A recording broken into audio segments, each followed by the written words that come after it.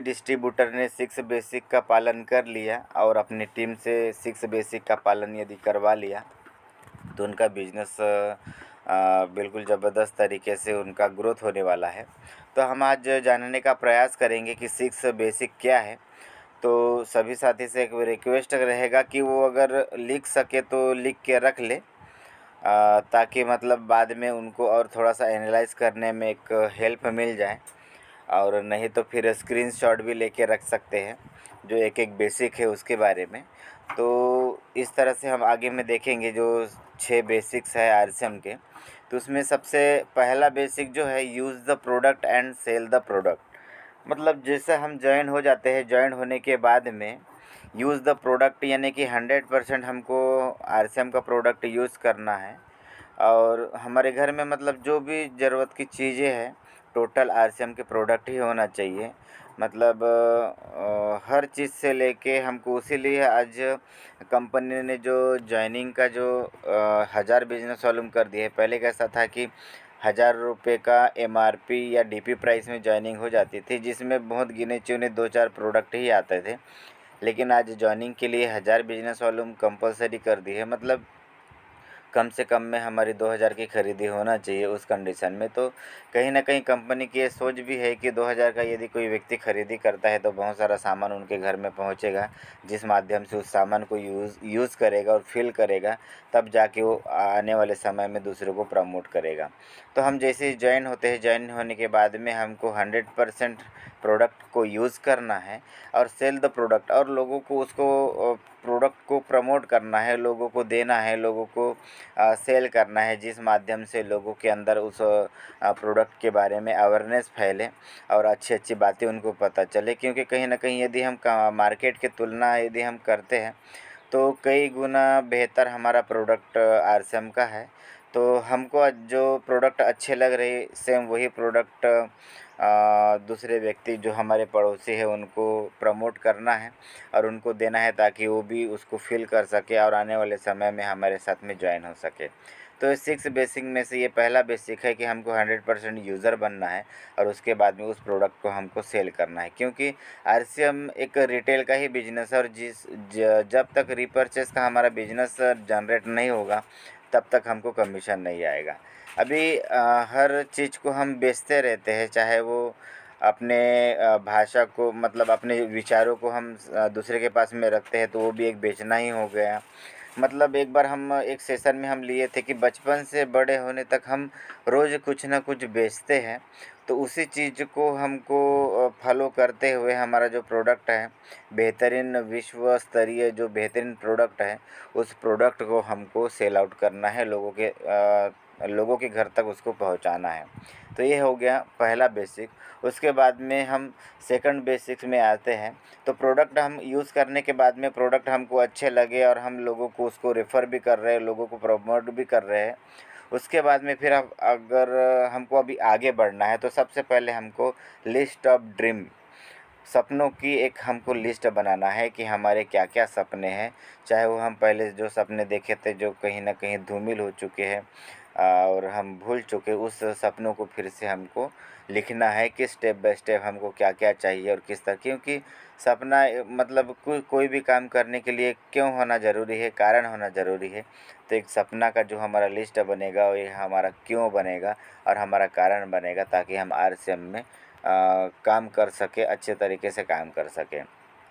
तो सबसे पहले हमको लिस्ट बना लेना है हमारे ड्रीम का, जो हो सकता है 6 महीने में हमको कौन से स्लेब में जाना है, 1 साल में हमको क्या खरीदना है, 5 साल में क्या करना है। ये सभी चीज़ों का हमको एक ड्रीम का, हमारा सपनों का एक लिस्ट बनाना है। साथ ही हमारे परिचित लोगों का भी लिस्ट बनाना है।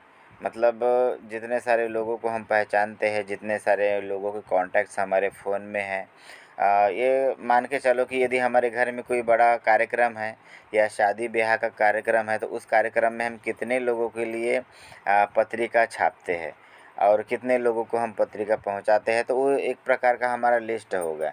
तो उसी प्रकार से हमको लिस्ट बनाना है। और मतलब 6 बेसिक में से सेकंड स्टेप ये है कि हमारे सपनों का लिस्ट बनाना है, और जो लोग हमारे परिचित हैं उन सभी लोगों का हमको लिस्ट बनाना है। आने वाले समय में हमको लिस्ट किस तरह से बनाना है, किनका लिस्ट बनाना है, उनके बारे में भी हम जानकारी लेंगे। प्लस सपनों का किस तरह से हमको लिस्ट बनाना है उसके बारे में भी हम जानकारी लेंगे। तो सभी डिस्ट्रीब्यूटर एक अगर डायरी पेन अगर लेके रखते हैं तो नया नया चीज़ यदि उनके नॉलेज में आता है तो उसको उतार के रखना ज़रूरी है, ताकि डायरी एक ऐसी चीज़ है जो हमेशा हमको डायरी के बारे में भी एक ट्रेनिंग का जब हमारा सेशन स्टार्ट होगा तो डायरी का जो इम्पोर्टेंस है उसके बारे में भी हमको मतलब हम उसके बारे में भी जानकारी लेंगे। तो कहीं ना कहीं अगर नया चीज़ अगर हमारे सामने में आ रहा है तो उसको राइट डाउन यदि हम करके रखते हैं तो हमारा नॉलेज बढ़ता है। कई सारे जो बड़े महान जो लोग हैं वो बोलते हैं कि आज के डेट में जितना आपका नॉलेज है तो कल के डेट में उससे और ज़्यादा नॉलेज हमारा होना चाहिए। तो हमको लिखने से पढ़ने से सब हमारा नॉलेज बढ़ेगा। तो कहीं ना कहीं हमको इस सब चीज़ों को लिख के रखना ज़रूरी है। तो हम सपनों का लिस्ट बना लिए, उसके बाद में जो परिचित लोग हैं लोगों का लिस्ट बना लिए। उसके बाद में तीसरे जो 6 बेसिक में तीसरा जो बेसिक है, फिर contact the people and invite. फिर उन जो लोगों का हमने लिस्ट बनाया है, नाम लिखे हैं, उन लोगों को हमको कांटेक्ट करना है। कांटेक्ट हम फिजिकल भी कर सकते हैं या फिर डिजिटल भी कर सकते हैं। हम उनको कॉलिंग के माध्यम से भी कांटेक्ट कर सकते हैं, और पर्सनली जाके भी हम उनको कांटेक्ट कर सकते हैं।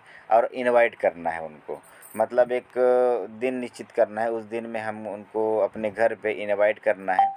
और जितने सारे हम हमारे पास में समझ लो 100 लोगों की लिस्ट बनी है, तो एक ही साथ में 100 लोगों को तो पॉसिबल नहीं है। तो बारी बारी 2 लोग, 3 लोग, 5 लोग इस तरह से लोगों से कांटेक्ट करना है। उसके बाद में उनको इनवाइट करना है, अपने घर में बुलाना है।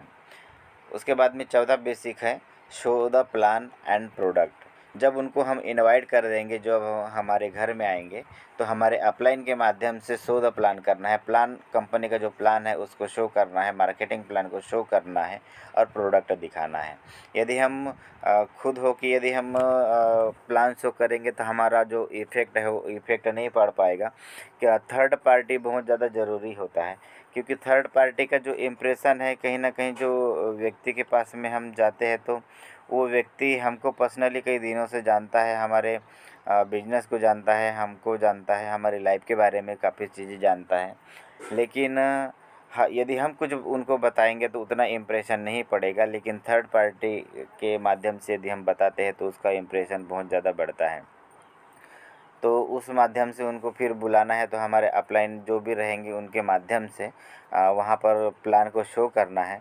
प्लान को शो करने के बाद में फिर उनको प्रोडक्ट दिखाना है, क्या क्या हमारे पास में प्रोडक्ट है और किस तरह से प्रोडक्ट है। तो हम प्रोडक्ट जब यूज़ करते रहेंगे तो हमको हर प्रोडक्ट की एक बारीकियाँ पता रहेगा। तो चीज़ें हम उनको बताएंगे तो डेफिनेटली वो भी हमारे साथ में ज्वाइन करेंगे।